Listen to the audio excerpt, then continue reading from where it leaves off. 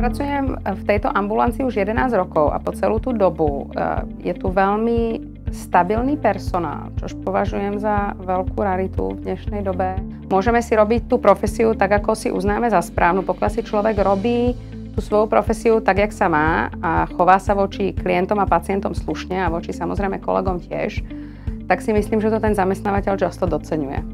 To celé prostredie a priori nestresové. Je veľkou raritou aj to, že tu stále je priorita medicína. Myslím, že väčšina tých kolegov, ktorí tu takto dlhodobo pracujeme, si hlavne vážime kolegiality a možnosti spolupráce medzioborovej. To je skutočne nadštandardné. Ja si myslím, že je strašne dôležité, ako sa človek cíti v práci a či tam chodí rád a či sa ráno budí s pocitom, že sa mu tam chce alebo nechce ísť. A za seba aj po tých rokoch, ktoré tu pracujem, môžem povedať, že chodím rada do práce a vôbec ma tá práca nejako neobťažuje a stále to zo mňa nejako nevypršalo.